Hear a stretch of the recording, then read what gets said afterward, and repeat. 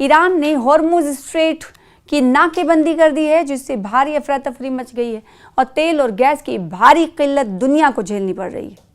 Jordan पर हमले के बाद दोनों देशों के बीच तनाव दरअसल बढ़ गया। जॉर्डन में अमेरिकी मिलिट्री बेस पर ईरान के मिसाइल हमले और हॉर्मुज में शिपिंग में रुकावट के जवाब में ट्रंप बहुत सख्त रुख अपना रहे हैं।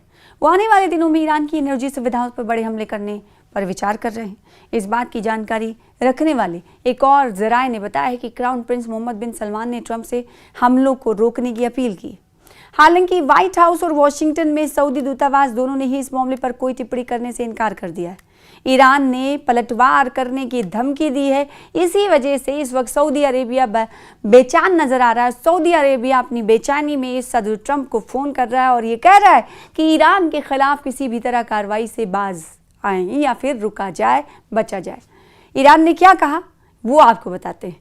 बुधवार को ट्रंप ने सऊदी अरब के रक्षा मंत्री प्रिंस खालिद बिन सलमान से मुलाकात की थी। जराये के मुताबिक उपराष्ट्रपति जेडी वेंस के साथ बैठक के दौरान सऊदी के डिफेंस मिनिस्टर ने कहा कि उनका मुल्क ईरान के साथ मुद्दे को सुलझाने और तनाव कम करने के हक में।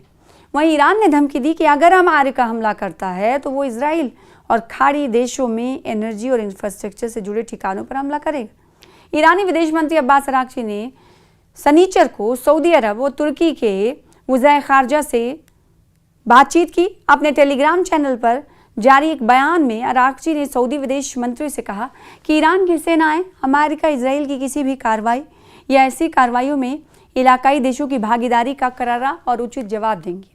ईरान और अमेरिका के बीच आखिर बात क्यों नहीं बन पा रही, आखिर क्यों मामला उलझ जा रहा है, सुलझते मामला उलझ जाता है। इसके बीच की कहानी क्या है, इसके पीछे की कहानी क्या है। सऊदी अरब के साथ साथ गौरतलब है कि कतर, यूएई, तुर्की और पाकिस्तान जैसे देश भी अमेरिका और ईरान पर मिडिल ईस्ट में युद्ध टालने के लिए दबाव डाल रहे हैं। शनिचर को कतर ने हॉर्मुज स्ट्रेट को फिर से खोलने पर सहमति बनाने की कोशिश में ईरान के विदेश मंत्री, व्हाइट हाउस के दूत स्टीव विटकॉफ और ओमान के एहलकारों के साथ अलग अलग बातचीत की, लेकिन दोनों देशों के बीच बातचीत सफल नहीं हुई। तो मौजूदा वक्त में हालात अमेरिका और ईरान के बीच इस तरह हैं कि कभी भी हालात तनाव शुदा हो सकते हैं या फिर यूं कहें इसमें तनाव बढ़ सकता है, क्योंकि सऊदी अरब बेचैन नज़र आ रहा है, क्योंकि ईरान ने कहा है कि वो एक बार फिर से मिडिल ईस्ट को निशाना बनाएगा। हालांकि हॉर्मुज स्ट्रेट पर इस वक्त बताएं कि नाकेबंदी जारी है, शिप्स को आगे बढ़ने नहीं दिया जा रहा है, जो औद्योगिक शिप्स हैं उन्हें निकलने नहीं दिया जा रहा है, नाकेबंदी और सख्ती ज़्यादा है। और अमेरिका ने कह दिया है कि हम बड़े हमला करने के लिए तैयार हैं। तो क्या ये माना जाए कि अमेरिका की बात ये सही है? इस रिपोर्ट के जरिए कुछ बातें आपने जानी, लेकिन इसकी वजह से सऊदी अरब अमेरिका को के इस बात को लेकर बेचैन नजर आ रहा है और सऊदी अरब ये कह रहा है फ़ोन करके डोनाल्ड ट्रंप को कि कोई बड़ा हमला ईरान पर ना किया जाए। ऐसी सूरत में ईरान मिडिल ईस्ट को निशाना बनाता है।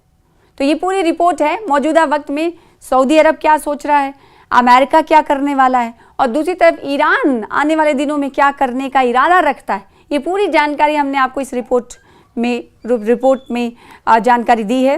और क्राउन प्रिंस मोहम्मद बिन सलमान ने डोनाल्ड ट्रंप से तो ये कह दिया है कि हम चाहते हैं कि ईरान पर किसी तरीका का हमला ना हो।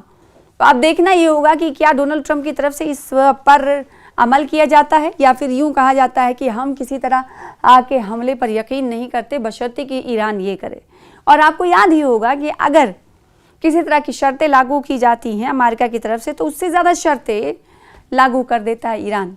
तो देखना होगा कि MBS सऊदी क्राउन प्रिंस की तरफ से किए गए फ़ोन का जवाब अमेरिका ईरान को देता है या फिर चुप्पी साध लेता है।